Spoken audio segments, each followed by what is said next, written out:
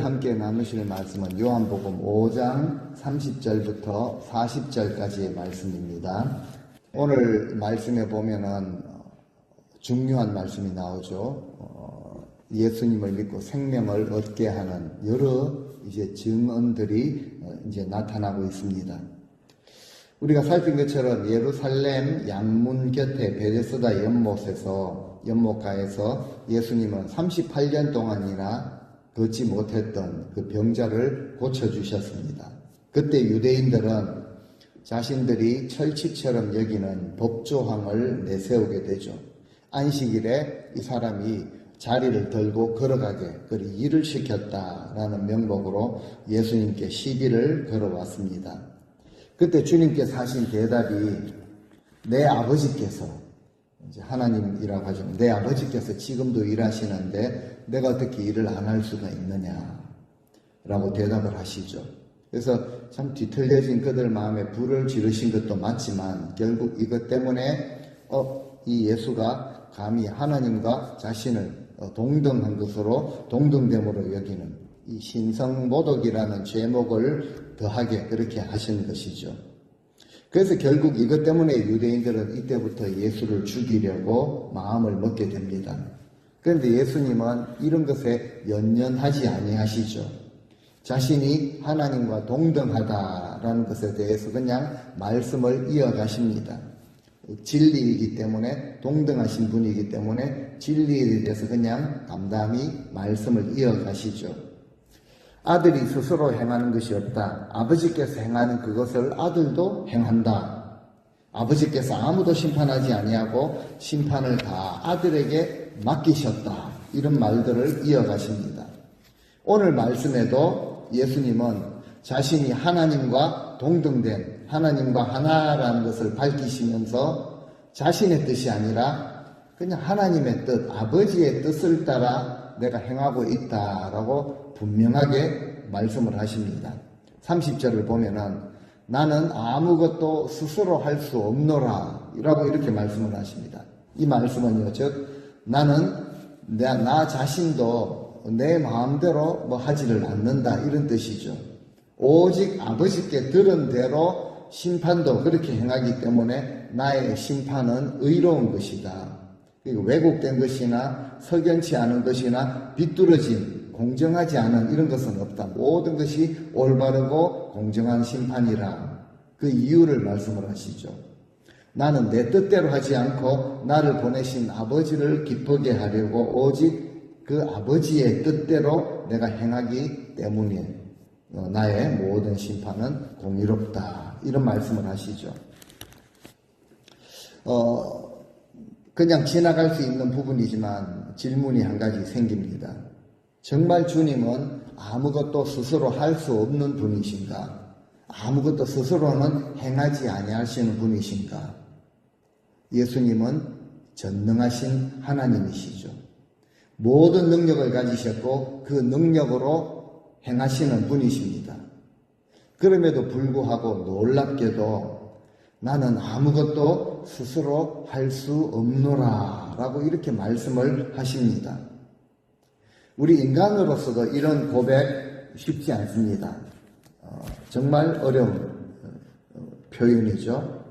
우리 스스로 생각하고 우리 스스로 판단하고 선택을 하고 결정을 내리고 우리 스스로 책임을 지는 이런 인생을 우리가 지금 다 살아가고 있습니다.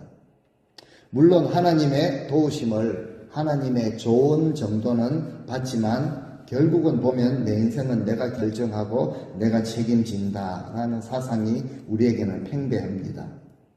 심지어 내 인생뿐만 아니라 내 자식들, 내 후손들까지 내가 책임져 주고 싶다. 이런 생각으로 참 열심히 노력도 하고 준비도 하며 살아가는 인생인 것 같습니다. 결과적으로 이것은 자녀들을 하나님을 아버지로 믿고 섬기지 못하게 만드는 이런 결과를 불러오는 일이기도 한데요. 하나님이신 예수님께서 그렇게 말씀을 하십니다. 나는 아무것도 스스로 할 수 없노라. 아무것도 스스로 하실 수 없다면 어떻게 하십니까? 주님은 보내신 이의 뜻대로 행하노라. 놀라운 그런 말씀을 하시죠. 그래서 우리는 주님께서 이렇게 말씀하신 이 말씀의 깊은 의미를 우리는 깨달을 수 있어야 합니다. 이것은 우리 주님께서 하나님 아버지와의 그 관계가 얼마나 친밀한가, 그냥 하나라는 것이죠. 나와 아버지는 하나이다 라는 표현이 딱 맞습니다. 삼위일체 하나님이시라는 것이죠. 그리고 우리도 이방인들이 아니라 우리는 그리스도인들입니다.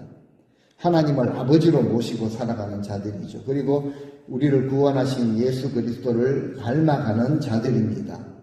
즉 우리 오늘 찬송을 부르신 그대로 주님 뜻대로 살기로 했네.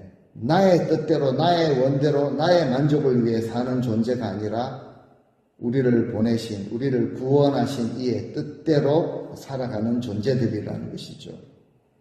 우리가 믿고 있는 이 예수 그리스도를 믿는 믿음은 이런저런 이제 동기로 교회에 출석을 하고 말씀을 듣고 예배를 드리는 것을 시작을 했지만 우리 신앙의 목표는요, 주님과 연합하고 주님과 일치하는 것입니다. 주님 안에 거하라라고 하셨죠. 주님 안에 거하고 주님과 함께 하나가 되는 이것이 바로, 그래서 주님을 닮아가는 이것이 바로 우리 신앙생활의 목표라는 것이죠. 바울이 그것을 깨닫고 이렇게 고백했습니다. 이제는 내가 사는 것이 아니다. 오직 내 안에 그리스도께서 살아계시는 것이다. 이런 고백을 우리가 주님 앞에 드릴 수 있어야 합니다. 그러기 위해서는 먼저 전적인 자기 부인이 있어야 하는 것이죠. 어떤 자기 부인입니까? 주님, 저는 실제로 아무것도 아닙니다. 제 스스로 아무것도 할 수 없습니다. 라는 고백이 있어야지 그때부터 하나님께서 그 사람을 통해서 무엇이든지 놀랍게 이루어 가시는 것이죠. 주님이 그런 본을 보여주셨습니다. 주님도 스스로 자기 자신을 위해서는 아무것도 하지 않으시며 모든 것을 아버지를 위해서 아버지의 뜻을 따라 아버지의 영광을 위해서 행하셨죠. 그래서 우리가 이 말씀을 들으면서 좀 쉽지는 않겠습니다. 말씀 한번 듣고 마음에 새겼다고 그렇게 사라지는 것은 아니겠습니다. 하지만 정말 우리의 마음을 들이며 우리의 뜻을 주님 앞에 맞추고 우리가 가는 그 길을 주님이 원하시는 그 길로 정말 주님과 함께 할 수 있는 그런 그리스도인의 삶이 되면 좋겠습니다. 주님이 그렇게 말씀하시죠. 내 안에 거하라. 그러면 그 사람은 열매를 많이 맺을 것이다 라고 하셨죠. 우리가 주님과 하나가 되면 우리 삶에 실제로 주님께서 행하시는 놀라운 일들을 실제로 경험하게 될 것입니다. 예수님은 이 말씀을 하신 후에 자신이 하나님의 아들이심을 계속 증거해 나가십니다. 어떤 방식으로 증거를 하시는가? 자신이 하나님의 아들이심을 증언하시는 분이 계시다라고 그 다음 절에 말을 합니다. 내가 만일 나를 위해서 여러 가지 내가 이런 존재라고 증언을 하면은 그 증언은 참되지 않다라고 하시죠. 내가 스스로 나 자신에 대해서 증언한다면은 그 증언이 참된 것이라고 할 수 없다. 주님이 그 증언의 정의에 대해서 이렇게 말씀을 하시죠. 자기 자신에 대한 증언, 어떤 식으로 어떤 모양으로 부풀려서 하든 이것은 참된 증언이 될 수 없다라는 것을 주님이 밝혀주십니다. 예나 지금이나 현재나 당사자 자신이 하는 말은 진술은 될 수 있겠지만 어떤 경우에도 이것이 증언이 되지는 못합니다. 그래서 예수님은요, 자신에 대해서 증언해 주시는 분이 계시다라고 밝히죠. 그리고 그분의 증언은 진실되고 참된 것이라 라고 말씀을 하십니다. 32절에 보니까 나를 위해서 증언해 주시는 분이 따로 계시는데 나는 나에 대한 그분의 증언이 진실로 참되다라는 것을 내가 알고 있다.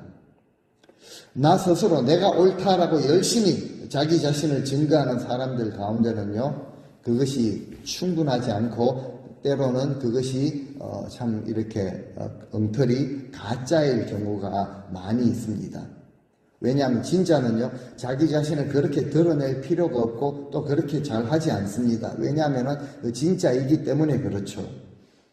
예수님은 스스로 자신이 하나님의 아들 되심을 스스로 증언하시는 것이 아니라 또 예수님 말씀하시죠. 내가 그렇게 한다면 그 증언은 참된 것이 아니라 예수님을 하나님의 아들로 하나님이심을 증언하는 분이 따로 있다라고 하시죠.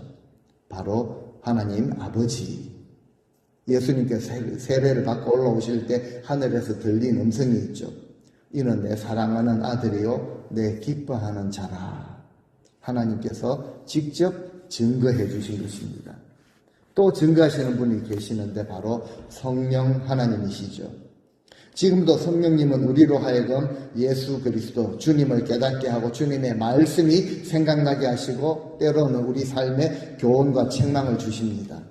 예수 그리스도가 하나님의 아들이 되신다라는 확신을 주시고 우리로 하여금 따르게 하시는 분이시죠.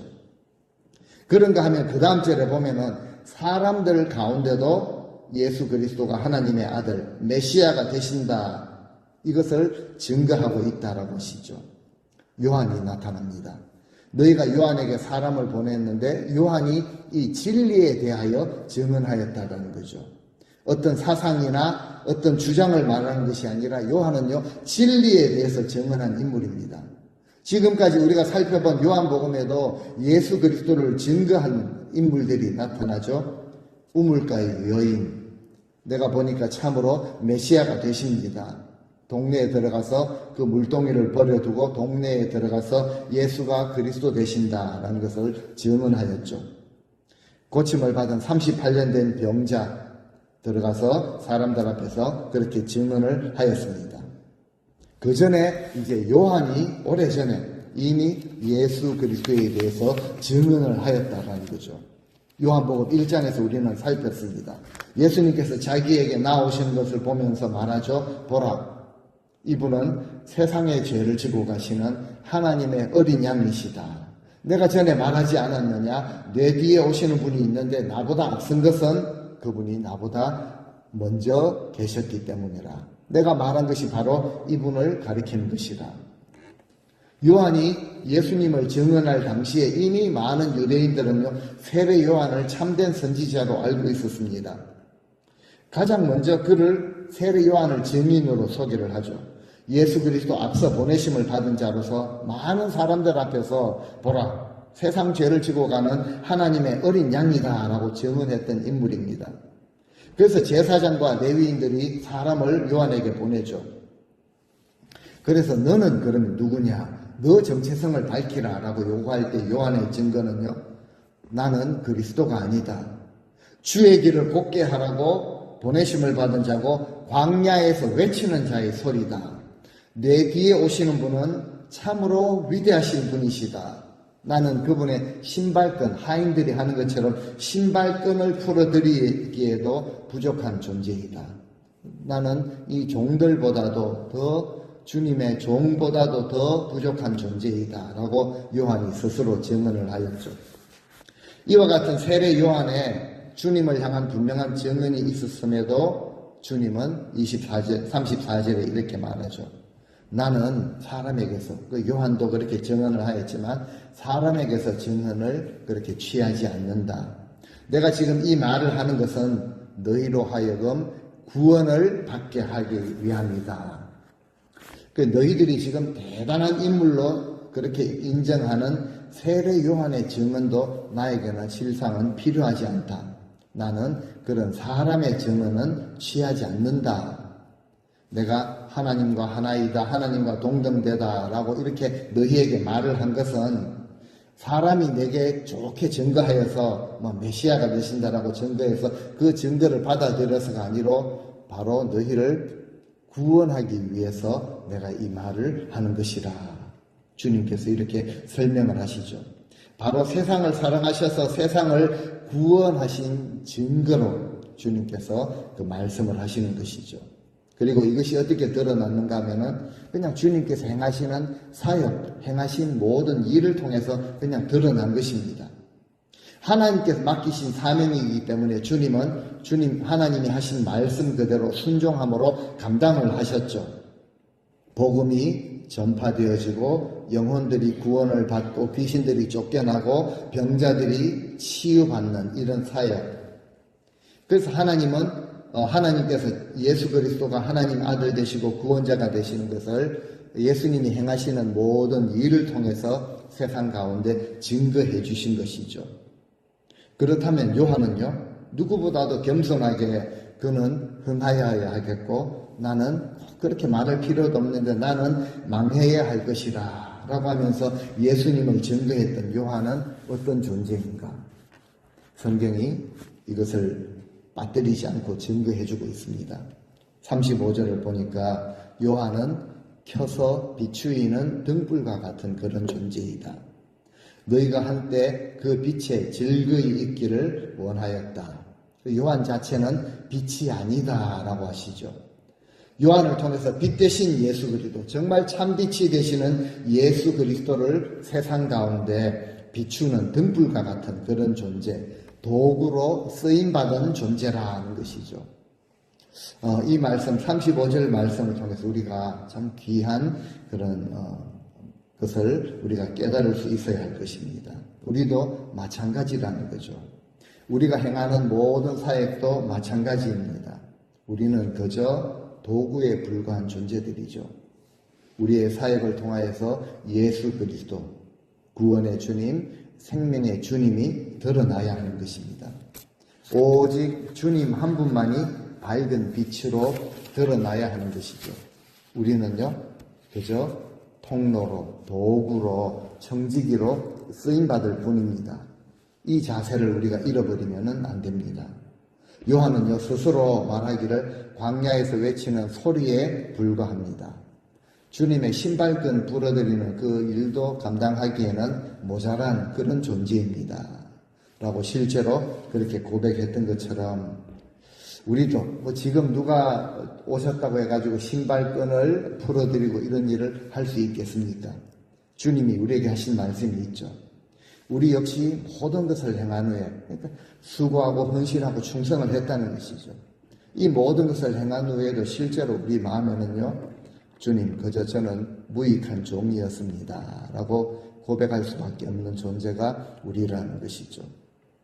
예수님이 하나님의 아들로서 이 땅에 오신 구원자이심을 하나님께서 친히 증거하셨습니다. 성령께서 증거하고 계시고 지금 세례 요한이 그렇게 증거를 하고 있는데 요한보다 더 큰 증거가 있다라고 하시면서 36절에는요, 또 다른 방식으로 말씀을 하십니다. 이렇게 말씀하시죠. 그러나 나에게는 세례 요한의 그 증거보다 더 크고 확실한 증거가 있다. 무엇일까요? 세례 요한이 이처럼 세상 죄를 지고 가는 하나님의 어린 양, 우리의 구원자가 되신다. 이것보다 더 크고 확실한 증거가 우리에게 주어졌는데요. 그것은 무언가 하면은 아버지께서 나에게 완성하라고 맡기신 일, 그러니까 주님이 지금까지 행하신 그 일, 주님의 뜻대로 하신 것이 아니라 아버지의 말씀하신 그대로 행하신 모든 일을 주님이 그대로 행하신 그것이 바로 아버지께서 나를 보내셨다. 아버지와 나와 동등하고 하나이다 라는 것을 밝게 증언하는 것이 아니겠느냐. 결국 주님은 이런 말씀을 하십니다. 내가 이런 구원자가 되고 하나님과 동등한 그런 존재다라고 말로서 그렇게 말씀하신 것이 아니라 그냥 행동으로 하나님의 아들이 되시고 아버지께서 원하시는 그 일을 행하신 그 행위로 다 드러났다는 거죠. 구원하실 자들을 구원하시고 병든 자들을 고치시고 귀신 자들을 쫓아내시고 하나님 나라를 선포하시는 이런 삶을 통해서 다 증거로 드러났다는 거죠. 오늘 이 말씀을 통해서 늘 우리의 모습을 또다시 한번 돌아보게 됩니다. 우리는 이런 생각들을 많이 하죠. 좀 자존심이 상하면은 도대체 나를 뭘로 보고 나를 어떻게 보고 저렇게 나에게 저렇게 막 대하는가, 함부로 대하는가, 이런 마음을 우리는 가지기가 쉽습니다. 이런 것은 우리의 존재가 드러나고 우리의 존재가 세워진다면은 우리는 자존심 상할 때마다 아니 나를 도대체 어떻게 보고 나를 이런 식으로 대우하는 것인가, 거기에 맞게 우리가 대처해야 할 것입니다. 근데 우리 존재는요, 이런 것으로 드러나지 않습니다. 오히려 하나님의 그 귀한 형상을 입은 존재로서 그 가치가 더 깎이게 되는 것이죠. 우리의 삶과 행실, 우리의 언행을 통하여서 드러난다라는 거죠. 그래서 하나님의 자녀로 살아가는 그 삶을 통해서 우리의 그 존재가 드러난다는 거죠. 주님이 그것을 우리에게 보여주고 계십니다. 하나님께서 장차 완성하실 그 나라의 일을 주님 지금 자신이 행하고 계시는 그 자체로 하나님의 아들 되심을 세상 가운데 분명하게 드러내고 계시는 것이죠. 병자들을 고치시고 귀신을 쫓아내시고 죽은 자들을 살려내시는 이 사건들이 바로 하나님의 아들이심을 확실하게 보여주는 분명한 증거가 된다. 나를 보내신 이에 그 역사를 이루어가는 것이다 라고 말씀을 하시죠. 자, 그런데 문제는요, 주님의 이런 사역과 가르침, 선포 이런 것에도 불구하고 참 아이러니하게도 주님이 말씀하셨음에도 불구하고 예수 그리스도를 구원의 주로, 생명의 주로 받아들이지 않는 자들이 있었습니다. 그런 자들이 많았죠.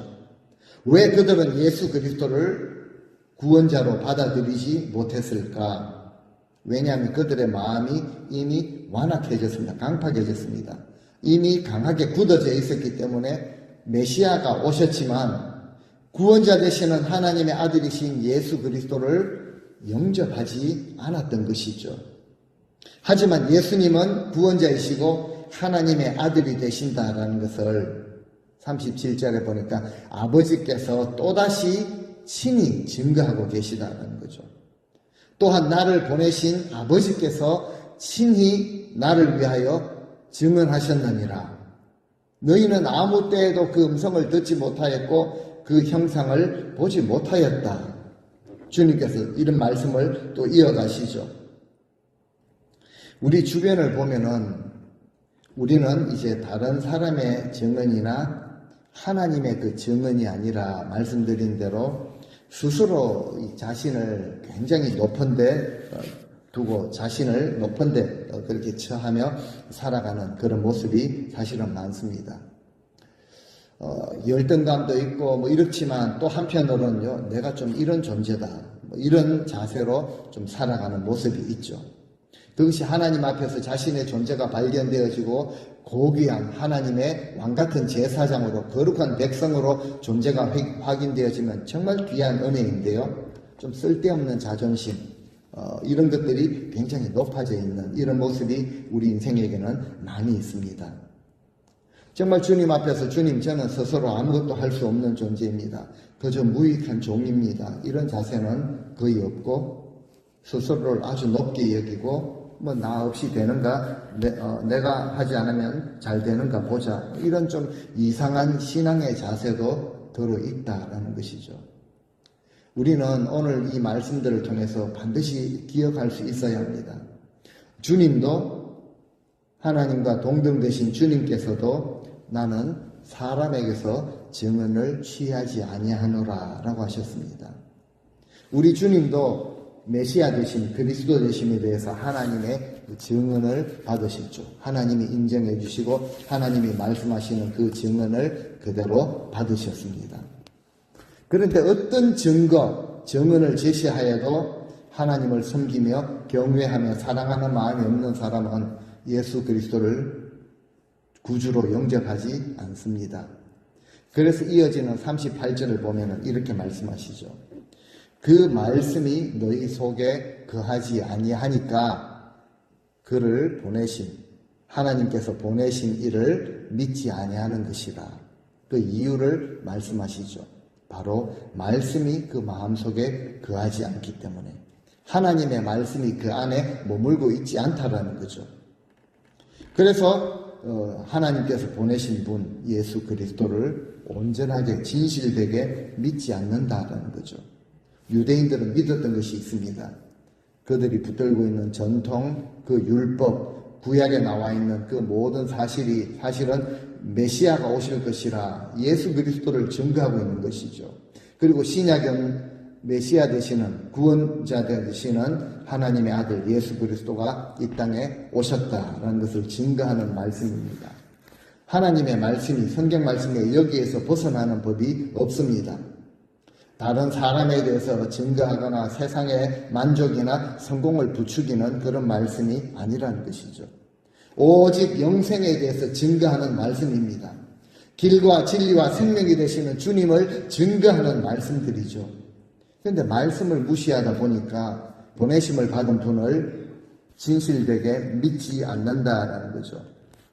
39절 말씀입니다. 같이 한번 읽어보시겠습니다. 너희가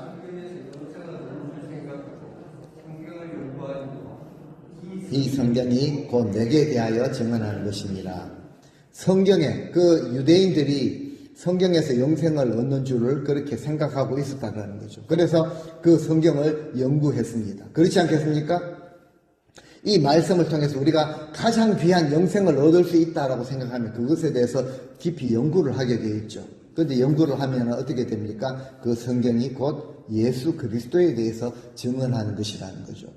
세상의 어떤 사상과 방식과 성공을 부추기는 그것에 대해서 증언하고 있는 것이 아니라 영생에 대해서, 영생을 주시는 주님에 대해서 성경은 증거를 하고 있습니다. 성경에서 영원한 생명을 얻을 수 있다라고 생각하기 때문에 유대인들은 그렇게 연구를 했죠. 그래서 주님은 마지막으로 주님 자신에 대해서 이제 증언하는 그 존재를 우리 아버지께서 나에 대해서 증언하고 있다. 세례 요한도 그렇게 증언을 하였지만 나는 사람에게서 그 증언 이런 것을 취하지는 않는다. 또 아버지께서 나를 증언하고 있다라고 밝히신 후에 마지막으로 성경 말씀을 그 증거로 우리에게 소개하고 있습니다. 유대인들은요, 구약 성경, 그 율법을 통해서 영생이 있다고 믿었고, 그 내용을, 이 구약의 율법의 내용을 누구보다도 잘 알고 있다. 우리가 이것을 연구하고 이것을 잘 지키기 위해서 수백 가지 그렇게 조항도 만들어냈고, 열심히 그렇게 지키고 있다라고 자부했던 것이죠. 근데 정말 안타깝게도 그들 속에, 그 말씀 속에 담겨있는 진리, 보배, 예수 그리스도를 그들은 발견하지 못했던 것이죠. 진리의 말씀 대신에 그들은요, 사람들이 만든 신화, 족보, 나는 어떻고, 계통이고, 인위적인, 종교적인 그런 전통에 대해서 대단한 열심이 있었죠. 잘못된 이런 왜곡된 열심이 도리어 구원자가 되시는 주님을 배척하는, 거부하는 그런 결과로 이어졌던 것입니다. 정말 안타까운 마음으로 그렇게 말씀을 하시죠. 그 안타까움이 바로 이제 40절에 나타나고 있습니다. 마지막 40절을 같이 한번 읽어 보시겠습니다. 그러나 너희가 영생을 얻기 위하여 내게 오기를 원하지 아니하는도다. 성경 말씀을 우리에게 주신 목적은 분명합니다. 진리와 생명이 되시는 예수 그리스도를 믿음으로 우리로 하여금 구원에 이르게 하기 위함이죠. 말씀을 듣고 받는 모든 사람들이 구원에 이르게 하기 위함입니다. 우리가 말씀을 사모하고 말씀을 나누고 공부하고 연구하고 또 목회자들이 학자들이 가르치는 이 모든 이유가 무엇인가? 내 업적을 학식을 쌓아가기 위함이 아니라 바로 하나님의 아들 예수 그리스도를 증언하기 위함이라는 것이죠. 성경의 모든 말씀은요, 우리 만족이나 우리의 어떤 것을 성공을 부추기 위해서 주시는 것이 아니라 바로 생명이 되시는 구원을 얻는 예수 그리스도를 증언하기 위한 것이다. 분명하게 주님이 말씀을 하십니다. 아마 요한복음 성경을 펴놓고 보시면 지난주 말씀, 오늘 말씀, 그리고 다음 시간에 나눌 모든 말씀들이 붉은 글씨로 되어 있습니다. 주님께서 쭉 말씀을 하시는 것이죠.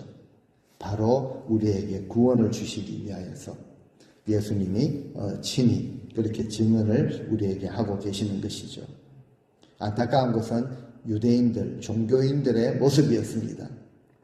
예수님은 유대인들이 말씀 안에 하나님의 말씀이 그들 안에 거하지 않는 것, 그리고 그들이 말씀 안에 거하지 않는 것을 아니함으로 주님을 불신하고 배척하고, 그래서 내게 나오지 않는도다. 이것은 주님의 안타까워하시는 그런 통탄하시는 그런 말씀이죠.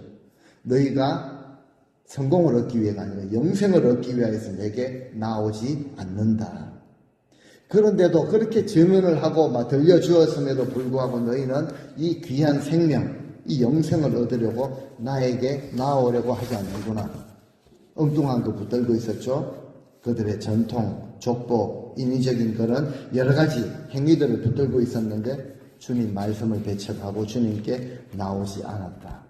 정말 우리는 가장 귀한 영생을 얻기 위해서 날마다 우리는 영생을 얻었습니다. 그리고 말씀을 가까이 하지 않고 말씀을 거부하고 따르지 않는 것은 좀 뭔가 맞지 않는 그런 삶의 자세이죠.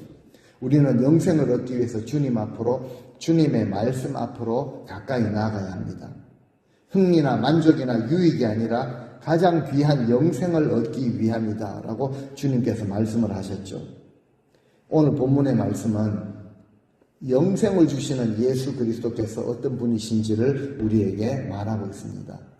우리는 하나님의 말씀을 가볍게 여기거나 안다고 그냥 넘어가거나 이렇게 무시해서는 안 된다는 거죠. 말씀 안에 진리, 말씀 안에 생명이 있기 때문에 그렇습니다.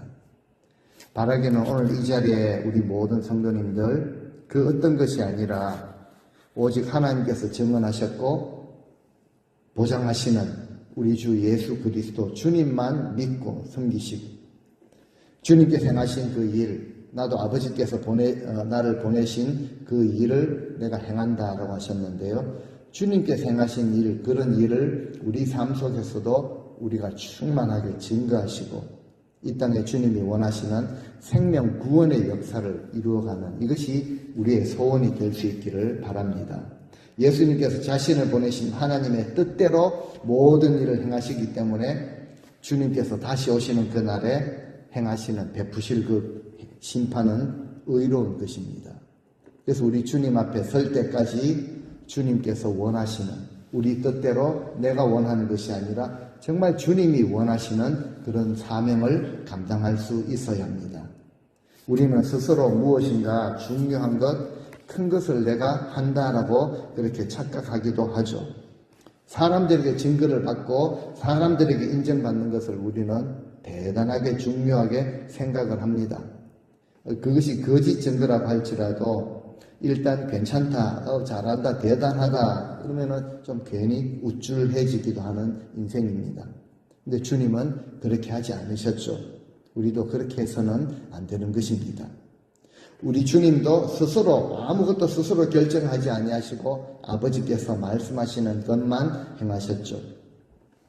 사람들에게 증거받는 것, 심지어 세례 요한의 증거마저도 나는 필요치 않다라고 여기시면서 나는 더 큰 증거, 아버지께서 주시는 그 증거로 충분하다. 성령께서 우리에게 주시는 증거로 충분합니다라는 신앙의 자세를 우리가 회복할 수 있어야 합니다. 그 증거가 충분하다면요, 그건 우리는 주님이 가신 그 길, 묵묵히 아버지의 말씀을 순종하는 그 길, 십자가의 길, 많은 생명을 정말 유익하게 하는, 살리는 그 길을 주님이 가셨고 우리도 그 길을 그대로 갈 수 있어야 합니다. 오늘 우리가 다시 한번 깨닫게 되죠. 사람들이 알아주고 인정해주는 것이 좋은 사역이다. 이런 우리의 관념들이 좀 크게 잘못되었다라는 것을, 그리고 우리의 착각일 수 있다라는 사실. 주님 때때로 사람들에게 오해도 받고 비난도 많이 받으셨죠. 주님 오늘 본문의 말씀을 우리에게 들려주시면서 그냥 아버지께서 하신 말씀 그대로 그 길을 걸어가셨습니다. 하물며 오늘 우리도 주님 앞에서 이런 고백을 드릴 수 있어야 합니다. 주님, 나는 아버지께서 말씀하신 그 믿음의 길을 걸어가겠습니다. 그리고 모든 일을 걸어간 후에 행한 후에도 주님 그저 무익한 종이었습니다. 사람들이 무엇이라고 비난하고 오해를 하든 또 칭송을 하고 쳐받들어 그렇게 지켜 세워주던 우리는 거기에 마음을 두지 않고 그저 주님 우리에게 주신 말씀 붙들고 주님이 말씀하신 그 길, 정말 주님 앞에 섰을 때 아버지께서, 하나님께서 인정하시는 그 길을 우리 남은 인생 걸어가겠습니다. 이것이 바로 진정한 영적 자신감이죠. 이런 영적 확신으로 우리 남은 인생 끝까지 걸어가실 수 있는 귀한 성도님들 다 되시기를 예수 그리스도의 이름으로 간절히 축원드립니다. 아멘.